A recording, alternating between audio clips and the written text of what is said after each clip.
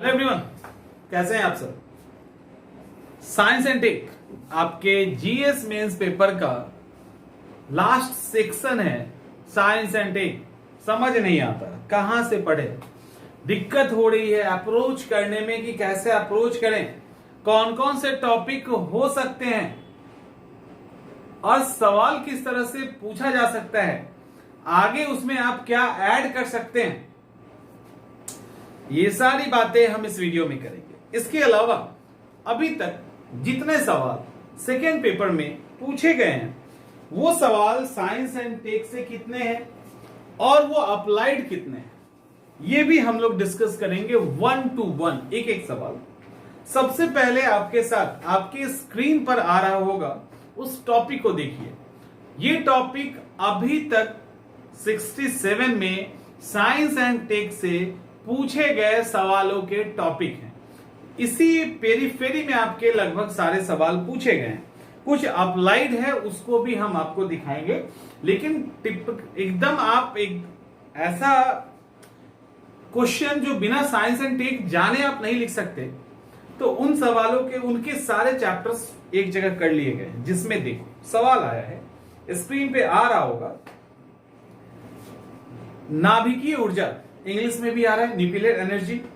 अब nuclear energy में एक एटॉमिक एनर्जी भी ऐड है।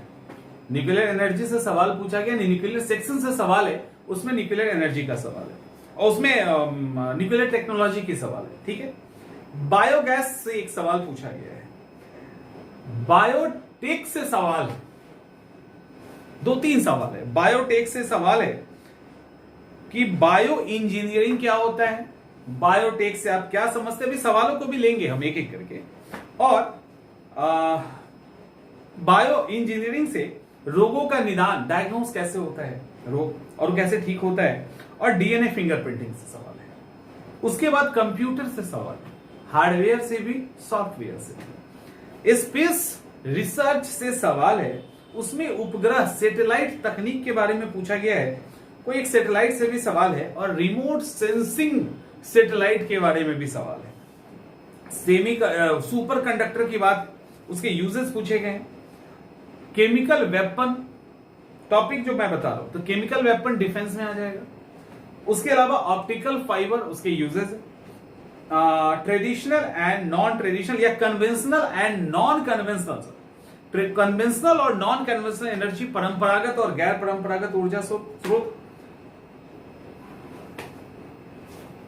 इतना ही है। समझ में आ रहा है। अभी तक टॉपिक अगर कहो कि साइंस एंड टेक से जो सवाल पूछे गए हैं वो आपके इतने ही सवाल पूछे गए हैं, इससे एक भी अधिक टॉपिक नहीं निकलेगा।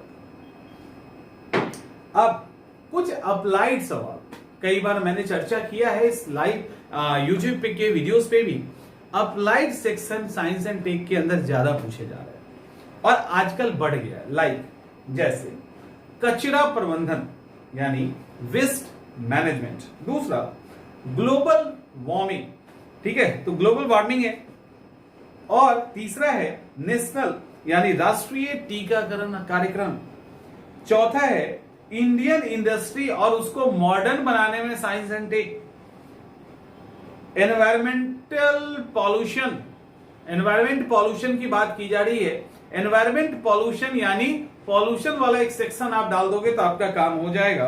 ग्राउंड वाटर की बात की गई है, एक्सरे और एमआरआई का यूज पूछा गया है, खेती का विकास और मौसम पूर्वानुमान के बारे में सवाल है, वाटर रिसोर्स की बात की गई है, इसके अलावा एनर्जी रिक्वायरमेंट की बात की गई है, स्मार्ट शहर, कोविड-19, मेक इन इंडिया, बाढ़ और सूखा, ये सब की बात की गई है। और कुछ अलग टॉपिक पे उठा लीजिए जो आगे आप इंक्लूड कर सकते हैं अपने आप को सेफ रखने के लिए, वो होगा डिफेंस टेक्नोलॉजी, नैनो टेक्नोलॉजी और लेजर, बाकी ऊपर में है।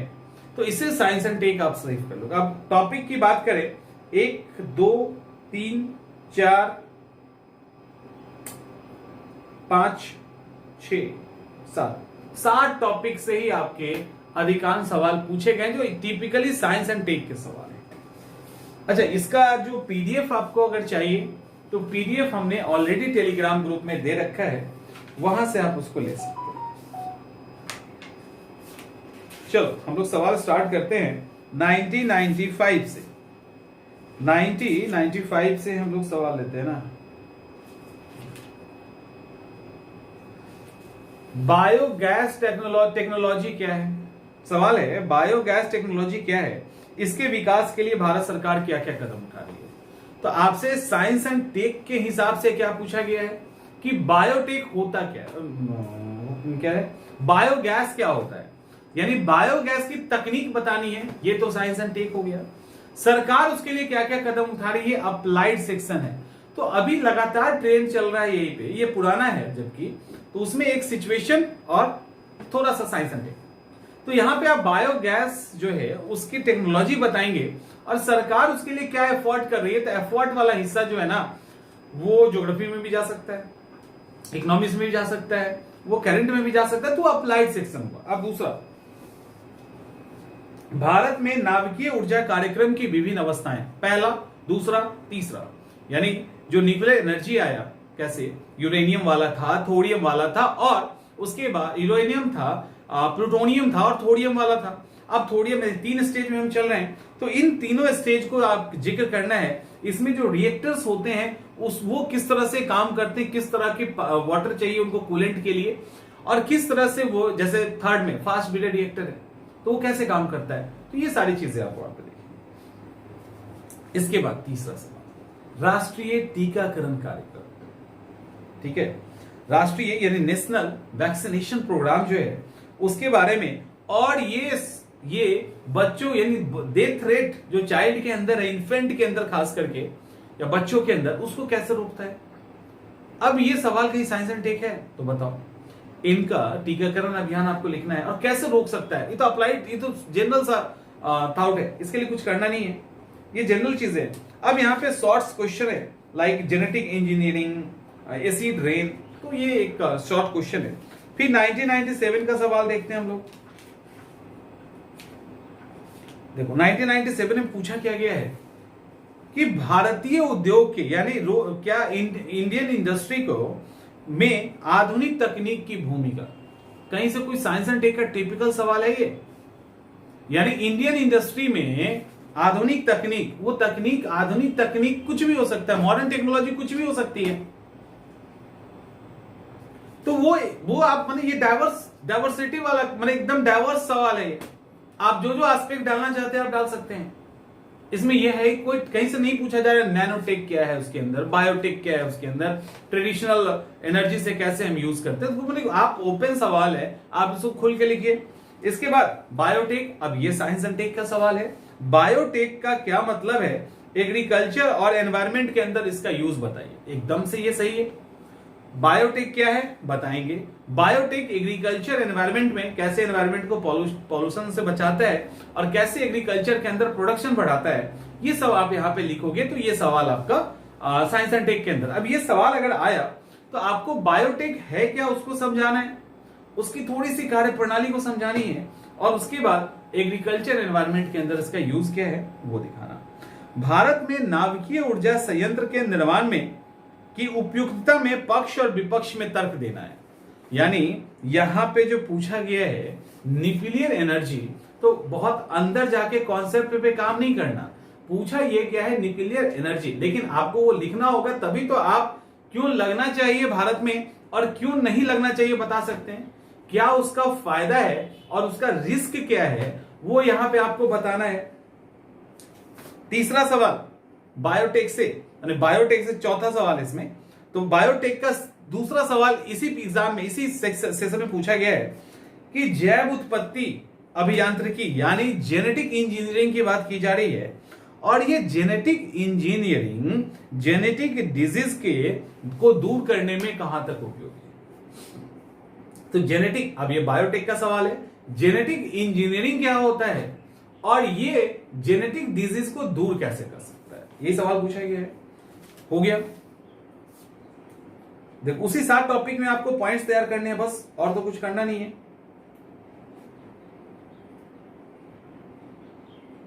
अब एक छूट जाएगा तो छूट रहा है, छूट जाएगा नहीं, छूट रहा है।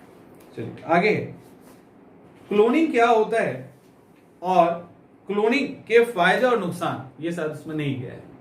क्लोनिंग क्या होता है? अब क्लोनिंग भी बायोटेक का ही पार्ट है। तो क्लोनिंग कैसे होता है, आईवीएफ का कैसे यूज होता है, किस स्टेज पे डिजाइनर बेबी आ सकता है और इसके फायदे और नुकसान क्या है, ये आपको, तो ये पूरा का पूरा साइंस एंड टेक के सवाल है। ट्रांसजेनिक फसल क्या होता है, अब ये भी बायोटेक का सवाल है, क्लोनिंग भी बायोटेक का सवाल है। बायोटेक एक चैप्टर है, उसके कई सारे हाथ पैर हैं, तो उसमें ट्रांसजेनिक फसल भी आएगा और उसमें क्लोनिंग भी आएगा, क्योंकि ट्रांसजेनिक में भी जेनेटिक ऑर्डर को चेंज किया जाता है ताकि लंबे टाइम तक सर्वाइव कर, मतलब जो भी कीटाणु है, उस जो रोगाणु है उससे लड़ सके, कम टाइम में तैयार हो जाए, न्यूट्रिशन वैल्यूज बढ़ जाए, प्रोडक्शन बढ़ जाए, ये सारी चीजें है ना। अब है देखो अप्लाइड सवाल है, वर्तमान काल में यानी प्रेजेंट एज में इंफॉर्मेशन टेक्नोलॉजी की बात किया गया है, यानी वर्तमान काल जो है वो सूचना तकनीक का काल है, ठीक है। किस प्रकार सामान्य भारतीय व्यक्ति को प्रभावित कर रहा है इंफॉर्मेशन टेक्नोलॉजी, ये हमें सकारात्मक और नकारात्मक दोनों ही रूप में प्रभावित करता है। पॉजिटिव वे में हम सोशल मीडिया का यूज करके बहुत सारी पढ़ाई कर पाते हैं, निगेटिव मूड में जैसे सोशल मीडिया के माध्यम से धार्मिक भावनाएं भड़काई जा सकती, दंगा जैसी चीजों को करवाया जा सकता है, ऐसी कई सारे निगेटिव हेट स्पीच दिया जा सकता है। तो सोशल मीडिया का फायदा भी है, सोशल मीडिया का नुकसान भी है, तो ये दोनों आप यहां पे बता देंगे। इसके बाद अच्छा और भी है, और भी इसमें सवाल अच्छा खासा पूछा गया है। नाभिकीय ऊर्जा क्या है, सेम सब टॉपिक आ गए। और क्या नाभिकीय संयंत्र भारतीय ऊर्जा संकट की समस्या को सुलझा सकता है, तो न्यूक्लियर एनर्जी क्या है, क्या इससे भारत का जो एनर्जी शॉर्टेज है वो दूर हो सकता है, यही सवाल पूछा गया है। न्यूक्लियर एनर्जी क्या है बता देना है, और इससे हम कैसे अपनी जरूरतों को पूरा कर सकते हैं, यही पूछ रहा है ना, इसको लिखना है यहाँ पे। फिर देखो, मतलब बायोटेक तो इसका पसंदीदा टॉपिक है। अगला फिर जैव प्रौद्योगिकी से आप क्या समझते हैं, मानव स्वास्थ्य सुधारने में इसका महत्व क्या है। अब देखो, इसके पहले ही पूछा गया ना, जैव तकनीक में जीन इंजीनियरिंग के बारे में पूछा गया था, उसमें कहा गया था कि ये किस तरह से ह्यूमन डिजीज को या जेनेटिक उसके डिजीज को ठीक कर सकता है। यहां पूछा गया जैव तकनीक क्या है, मानव स्वास्थ्य, लेकिन यहां पे आंसर सिर्फ जीन उस डायरेक्शन में जाएगा।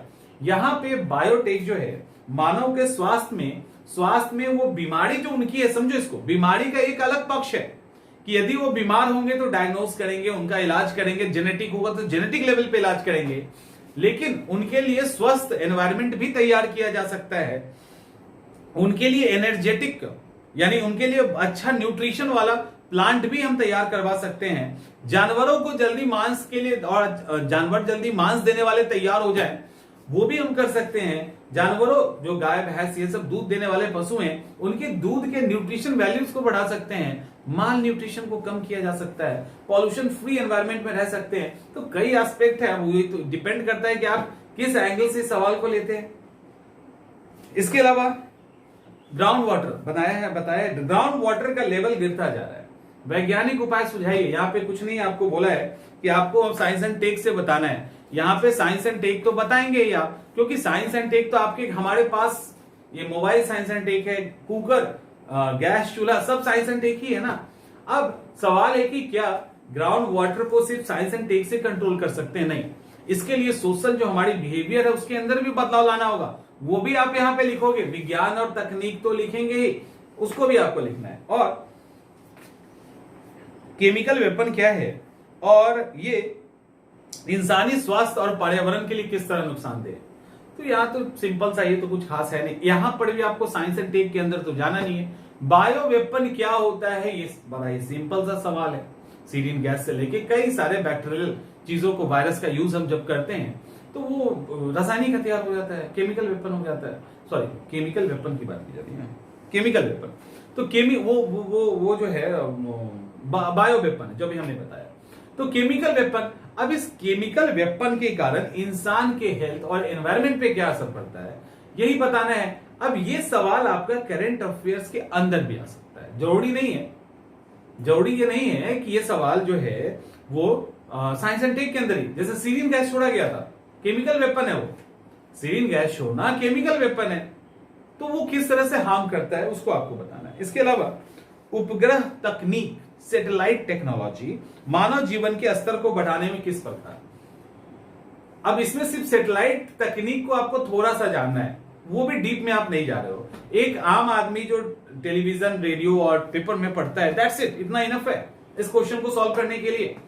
अब यहां पे सैटेलाइट टेक्नोलॉजी को थोड़ा सा बताते हुए उसके यूजेस बताएंगे, तो लेकिन इतनी जानकारी तो होनी चाहिए कि सैटेलाइट जो है वो रिमोट सेंसिंग भी होता है, और सैटेलाइट जो है वो इनसेट श्रेणी वाला भी होता है। तो इनसेट श्रेणी के सैटेलाइट कैसे हमको फायदा करते हैं, जीपीएस से लेके टेली एजुकेशन, टेली हेल्थ, इन सब में, और किस तरह से रिमोट सेंसिंग सैटेलाइट से फायदा होता है, तो वो आपको यहां पे एक्सप्लेन करना है। टॉपिक जैसे ही सिलेक्ट करोगे ना, आपका आधा हेडेक जो है ना वहीं पे समाप्त हो जाएगा। न्यूक्लियर एनर्जी अगले साल का, न्यूक्लियर एनर्जी क्या है और इसको सुधार, मैंने इसकी महत्व की व्याख्या, तो पिछला सवाल है, इंपॉर्टेंस यहां पूछ रहा है। ऑप्टिकल फाइबर, कंप्यूटर का महत्व, एक्सरे, अल्ट्रा सोनोग्राफी, ये सब पूछा गया है। तो ये सवाल मतलब बिखरा हुआ सवाल है, इस साल के सवाल में कुछ खास दम नहीं था। उसके बाद मौसम पूर्वानुमान और भूकंप अध्ययन की प्रासंगिकता, कुछ पूछा है आपसे साइंस एंड टेक में। भूकंप पूर्वानुमान और भूकंप अध्ययन की प्रासंगिकता, यानी जो भूकंप है उसका मैंने अनुमान लगाना, और मौसम पूर्वानुमान। भाई मौसम पूर्वानुमान होगा तो सही टाइम पे खेती करेंगे, फेल कर रहा होगा तो हमको पहले ही पता होगा फेल कर रहा है, तो हम उसमें पहले ही, जब हम इंतजार नहीं करेंगे मानसून का, टाइम पे सिंचाई करके खेती करेंगे। इसके अलावा भूकंप के लिए, अब भूकंप के कारण जान माल का ज्यादा नुकसान होता है, अगर हमें आधा घंटा पहले ही पता चल जाए तो हम कुछ कर सकते हैं। अगर भूकंप के बारे में पता चले हमारा एरिया किस जोन पर है, उस तरह की बिल्डिंग्स बनाएंगे, उसके अकॉर्डिंग हम प्लानिंग करेंगे। कई सारी बातें हैं जिसमें साइंस एंड टेक की जरूरत ही नहीं है, वैसे ही लिख दोगे। उसके बाद एमआरआई डॉक्टर के चिकित्सकीय उपचार में उपयोगी है, और यह सुविधा किस तरह से जनता तक पहुंचाई गई है, यानी एमआरआई किस तरह से क्या काम करता है, किस किस चीजों में काम करता है, डॉक्टर इसका कैसे यूज करते हैं, और पब्लिक तक इसको कैसे पहुंचाया गया है, या आम पब्लिक तक सुलभ कैसे हुआ। That's it. दूरदर्शन या पत्र व्यवहार, क्वेश्चन है what are the studies available through the television और बाय कोरस्पॉन्डेंस। अब इसमें कौन सा साइंस एंड टेक है बताओ, कौन सा साइंस एंड टेक है यहां। दूरदर्शन और पत्र व्यवहार, यानी आप जो डिस्टेंस एजुकेशन लेते हैं, आप टेलीविजन के थ्रू एजुकेशन लेते हैं, वहां से कौन कौन से अध्ययन है, मतलब वहां से कैसे कैसे आप पढ़ते हैं। अब इसमें क्या बोला जाए बताओ, है बोलने के लिए कुछ बचा हुआ तो बोलिए, कुछ है ही नहीं, क्या बोले इसमें।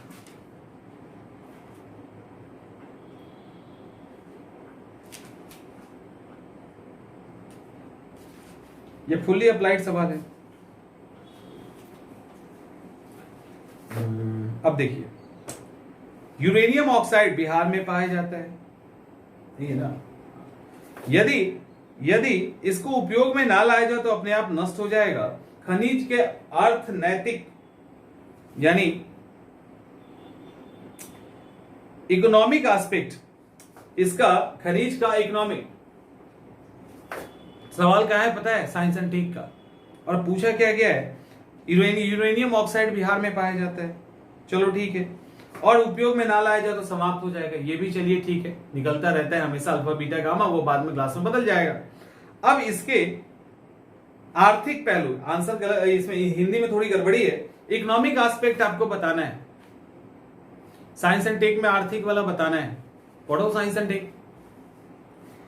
जिंक ऑक्साइड राजस्थान में पाया जाता है, मैंने एक तरह के सवाल उठाए उसी में पूछे जा रहे हैं। जिंक ऑक्साइड राजस्थान, सही पढ़ रहे हैं ना, हमको तो डाउट भी हो रहा है कि सही है ना कि गलत तो नहीं पढ़ रहे हैं ना, सही पढ़ रहे हैं।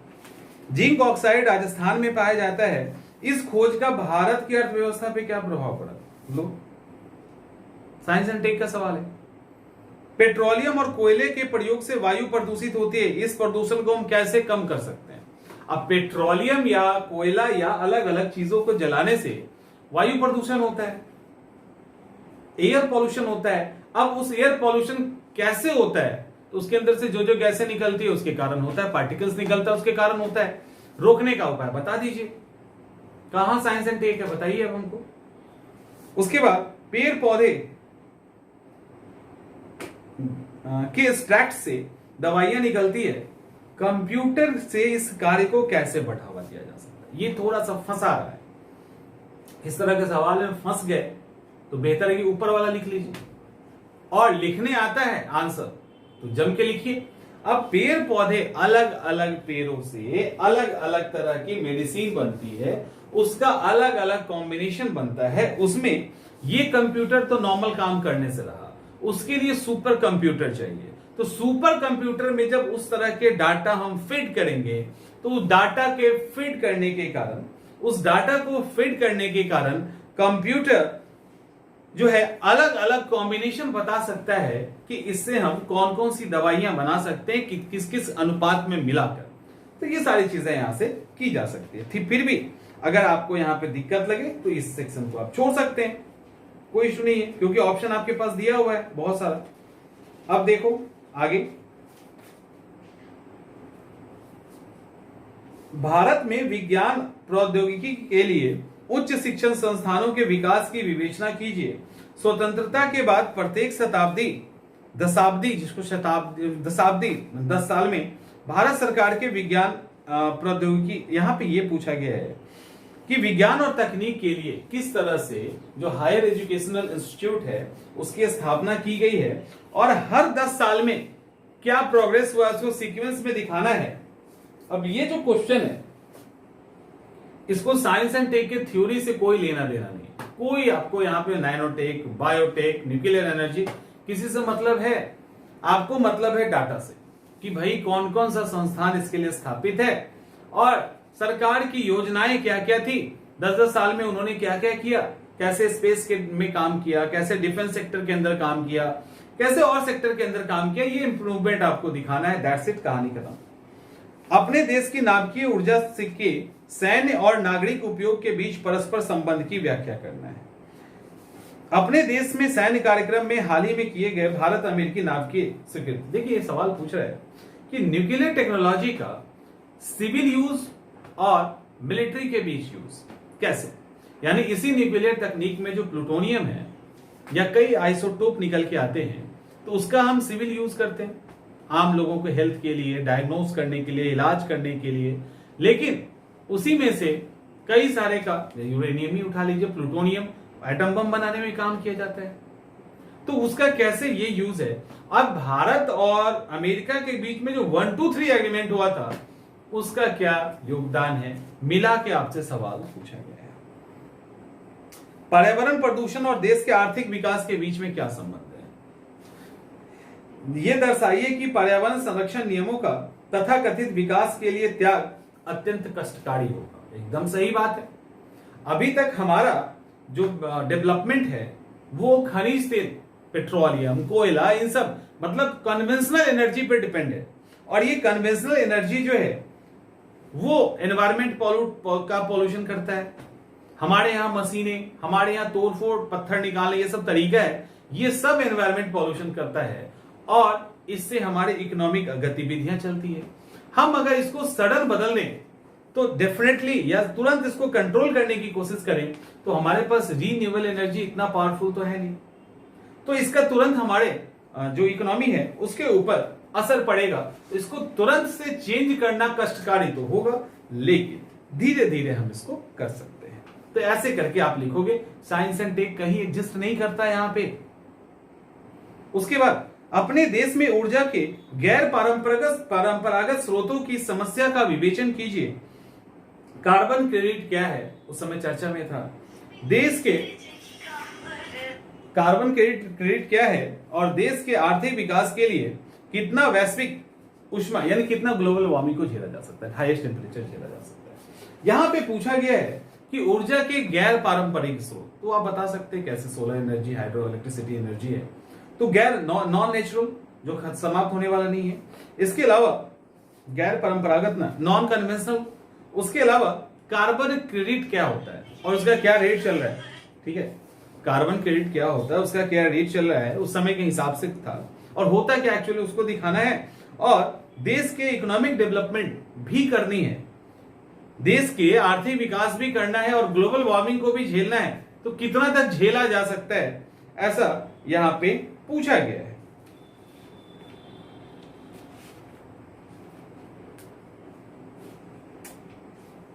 उसके बाद बाढ़ और सूखा प्राकृतिक आपदा है, बिहार लगातार झेल रहा है, बिहार लगातार इसको झेल रहा है। और आपदा और पूर्वानुमान तथा प्रबंधन में विज्ञान और तकनीक की भूमिका। अब देखिए पहला क्वेश्चन का क्या है, बाढ़ और सूखा समस्या बिहार झेल रहा है, भारत झेल रहा है, और आगे क्या है कि मौसम पूर्वानुमान के प्रबंध में विज्ञान और तकनीक। अब यहां पे बाढ़ और सूखा कारण मौसम पूर्वानुमान अगर टाइम पे हो जाए तो ज्यादा उसको कंट्रोल किया जा सकता है। इवन बाढ़ और सूखा अपने आप में समस्या है। अब ये ओवरऑल पूछ रहे हैं कि इसको हम साइंस एंड टेक से कैसे दूर कर सकते हैं। एक प्रॉब्लम, एक सिचुएशन, और typically science and tech exist नहीं करता। आपको आइडियाज देने से, उसके अंदर का कोई प्रोग्रामिंग और ये सब कुछ तो है नहीं, सिर्फ आपको आइडिया देना है। इसके अलावा फुकुशिमा परमाणु आपदा ने परमाणु तकनीक के खतरों पर दुनिया का ध्यान केंद्रित किया है। भारत की बढ़ती ऊर्जा जरूरत को देखते हुए इस रास्ते को त्याग देना भारत के लिए उपयुक्त होगा। क्या हमारी ऊर्जा की जरूरतें वैकल्पिक स्रोतों से मतलब फुकुशिमा वाला हादसा हुआ था उस समय एकदम से पूरे वर्ल्ड में, इंक्लूडिंग इंडिया, पूरे वर्ल्ड में एक तरह से कई सारे देशों ने तो कुछ साल के बाद बंद ही कर दिया न्यूक्लियर एनर्जी को।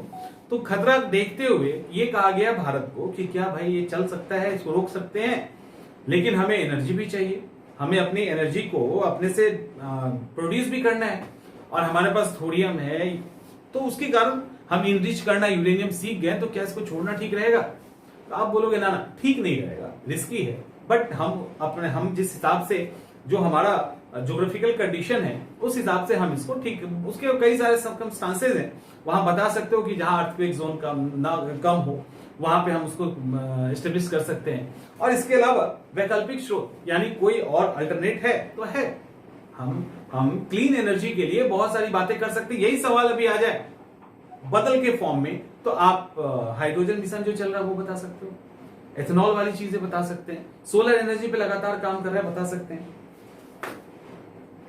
भारत के अधिकांश शहर और कस्बे धूल मिट्टी, धूल, टूटी हुई सड़क, कूड़े कचरे का ढेर, अस्त व्यस्त यातायात, यह सिचुएशन है। धूल है, ट्रैफिक कंट्रोल नहीं हो रहा, सड़क टूटी हुई है। साइंस एंड टेक से कैसे ठीक करेंगे? कहां है आपका विज्ञान और तकनीक? सिचुएशन, साइंस एंड टेक का मतलब क्या? नॉर्मल अप्लाइड चीज है ना। रोड कैसे अच्छे से बना सकते हैं, वाटर मैनेजमेंट कैसे कर सकते हैं, टाउनशिप कैसे बसा सकते हैं, कैसे सैटेलाइट का यूज कर सकते हैं उसके मैपिंग के लिए, हो गया। भारत के प्रधानमंत्री डॉक्टर मनमोहन सिंह के अनुसार देश के सम्मुख उत्पन्न चुनौतियों में से बढ़ती हुई आबादी, स्वास्थ्य पे बढ़ते हुए खतरे, घटती हुई प्राकृतिक संसाधन, घटती जा रही खेती भूमि, इनमें से प्रत्येक के लिए कम से कम 3 वैज्ञानिक प्रयासों का चर्चा कीजिए जिसे आप लागू करना चाहते हैं। एकदम इजी टू राइट है, एकदम इजी टू राइट है। सब में 3-3 आपको आइडिया लिख देने हैं, जो इफेक्टिव आइडिया हो आप उसको लिख दीजिए कि कैसे हम इसको रोक सकते हैं। बस इतना ही तो करना है। यहां पे 56 से 59 पेपर तो होना ही चाहिए आप लोगों के पास। नहीं अगर किसी के पास है तो दीवार ढूंढ के सिर फोड़ लेना, अगर कोई नहीं रखे हो। इसके अलावा बिहार राज्य में बढ़ती ऊर्जा की आवश्यकता को पूरा करने के लिए वैज्ञानिक प्रयास का सुझाव दे। एनर्जी को कैसे हम अलग अलग तरीके से यहां तैयार कर सकते हैं। अन्य देशों की तुलना में इंडिया के अंदर फ्रेश वाटर अधिक है, ठीक है, फ्रेश वाटर अधिक है। इसके बाद भी ड्रिंकिंग वाटर की समस्या है।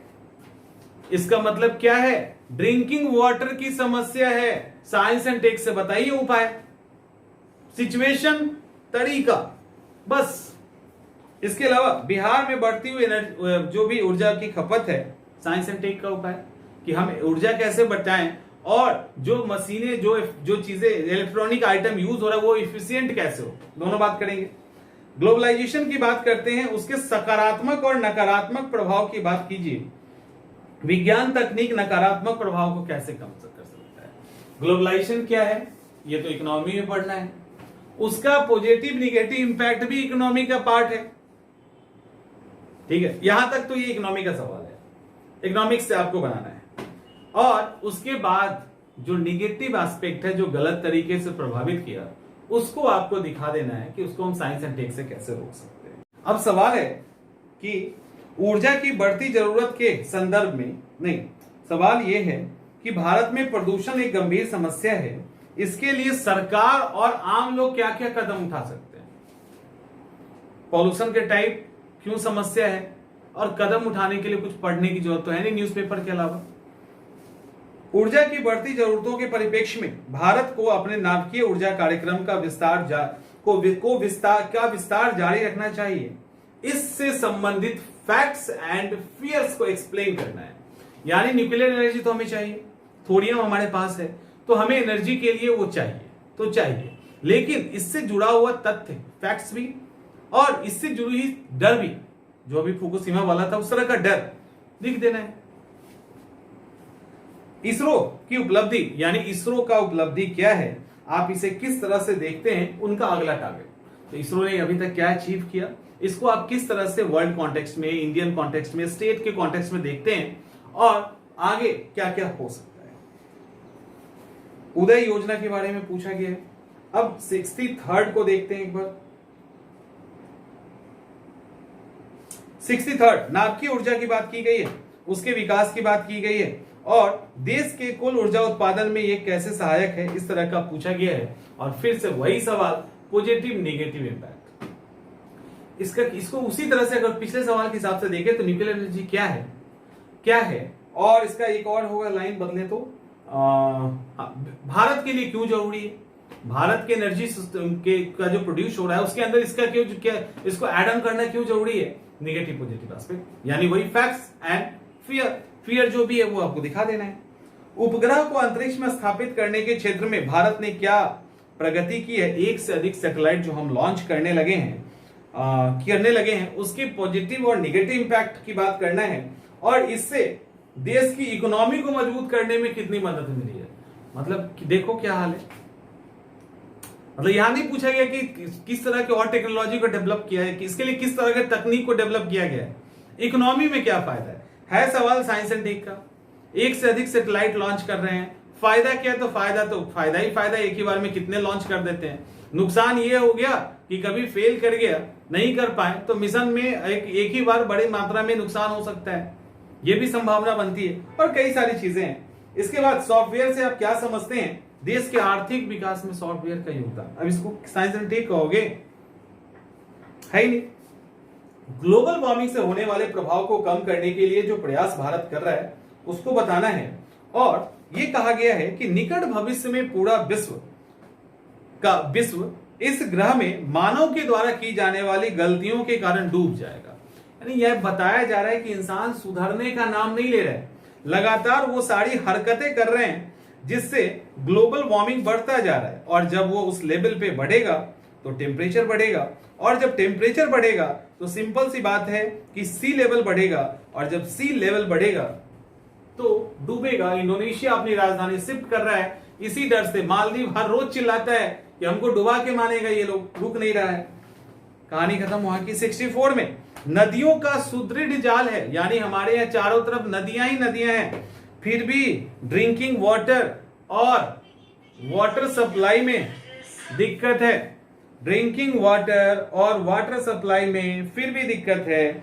इसकी सुझाव में समस्या क्या, साइंस एंड टेक की भूमिका, सिचुएशन क्या, पानी ही पानी है, फिर भी बहुत सारे लोग यहाँ पे प्यासे हैं, उनको ड्रिंकिंग वाटर नहीं मिलता।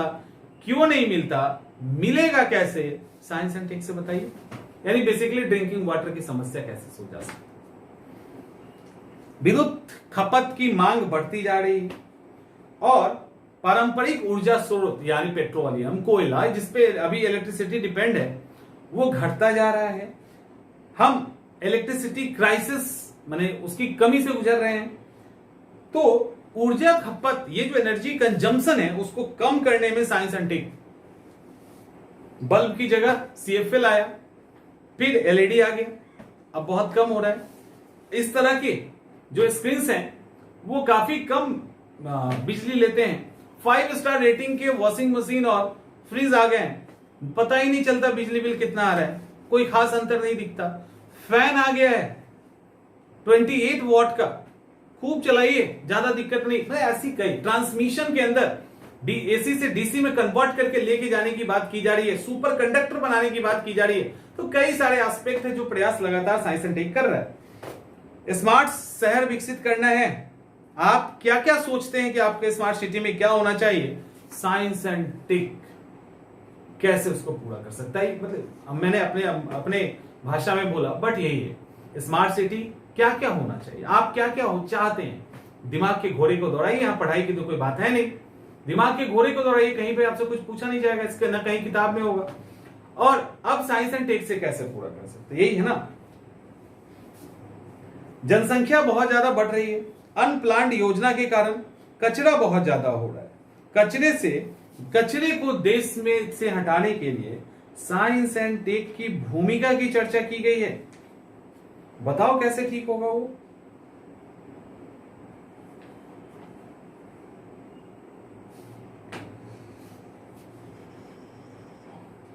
मोदी सरकार का मेक इन इंडिया स्वदेशी आंदोलन है, विज्ञान और तकनीक की भूमिका उसमें बताइए। बिहार लगातार बाढ़ और सूखे की प्राकृतिक आपदा झेल रहा है, साइंस एंड टेक कैसे ठीक कर सकता है? पूर्वानुमान सब लगा के, रिपीटेड सवाल है विज्ञान और तकनीक का। उसके बाद कोविड-19 की समस्या उत्पन्न हुई, नौकरियों पे संकट हुआ, राष्ट्र का विकास की गति को अब बनाए रखने के लिए साइंस एंड टेक की भूमिका। प्रॉब्लम सॉल्यूशन, यही करना है। मेक इन इंडिया कार्यक्रम की फिर से बात की गई है 66 में। बिहार बाढ़ और सूखे की स्थिति से बिहार लगातार प्रभावित है, साइंस एंड टेक। दुनिया कोविड-19 से प्रभावित है, जानलेवा वायरस से क्या होगा? ये एक्सपेक्टेड सवाल था जो हमने बताया था, वहीं से आया था साइंस एंड टेक के अंदर। मिलते हैं अगले वीडियो में, होपफुली कि इतने से काम समझ में आ गया होगा कि विज्ञान और तकनीक के किस टॉपिक को करना है, किसको नहीं करना है। उसको सिर्फ एग्जामिनेशन हॉल में भी कर लोगे तब भी हो जाएगा, तो डर आई थिंक गायब हो जाना चाहिए। तब भी नहीं गायब हुआ तो अगली बार कोशिश करेंगे, कोशिश तो छोड़ना नहीं।